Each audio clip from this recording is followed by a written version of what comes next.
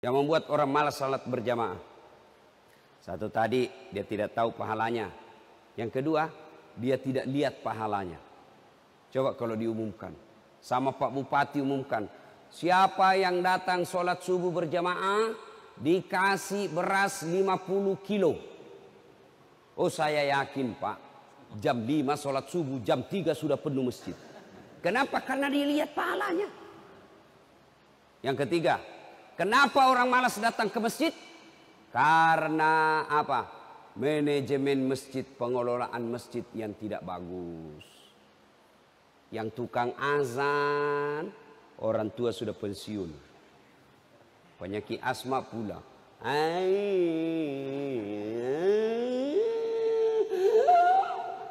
Dia bilang anak muda, itu lagi dia, lagi itu bapak tua. Bagaimana orang mau ke masjid? Apalagi yang membuat orang malas ke masjid? Apa? Yang kedua, karpetnya. Karpet. Sudah 7 kali lebaran tidak pernah diganti. Pas kita sujud, tai cicak didapat. Pas sujud banyak pula di situ semutnya. Kita mau menghindar sama semut. Apalagi? Kadang-kala yang membuat malas orang ke masjid, sound sistemnya tidak bagus. Allahu Akbar, langsung storing. Mau diperbaiki, kita sudah angkat takbir, terpaksa mendengung sampai terakhir. Assalamualaikum. Dari tadi saya bilang perbaiki itu mic. Coba, iya kan? Apalagi yang membuat orang malas ke masjid? Penceramah. Ada juga kadang-kala penceramah itu akhirnya anak mau dan tidak mau ke masjid. Kenapa? Mulai dari salam pertama sampai terakhir neraka saja dia cerita. Kamu bakal ditusuk pantatmu, keluar di mulutmu, digunting telingamu, ditusuk matamu. Dia bilang anak muda, tidak usah ke masjid, bikin takut-takut aja di masjid. Yang berikutnya, apalagi yang kasih malas orang datang ke masjid? Imam. Kenapa bisa imam Ustadz? Kadang-kala ada imam senang kalau panjang-panjang. Itu terbalik. Kata Nabi, kalau kau sendiri silahkan baca yang panjang. Nabi kalau sendiri dia baca 1 juz 1 rakaat. Nabi. Kalau kata Nabi, kalau kau jadi imam, ringkaskan bacaanmu. Kenapa? Di belakang ini macam-macam. Makanya sebelum angkat takbir itu sunnah. Balik ke belakang. Salat jami rahimakumullah.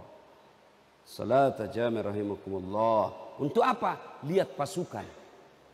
Kalau banyak atok-atok, yang tua-tua, jangan panjang-panjang. Kasihan orang tua. Ada juga di sini. Naik lagi belum selesai. Jatuh lagi kepalanya. Belum selesai, naik lagi, nyiksa orang tua. Ya, apalagi kata Nabi, baca kalau kalian jadi imam, baca yang umumnya orang hafal. Kenapa umumnya orang hafal? Tujuannya 1, supaya makmum bisa ikut dengan bacaan kita.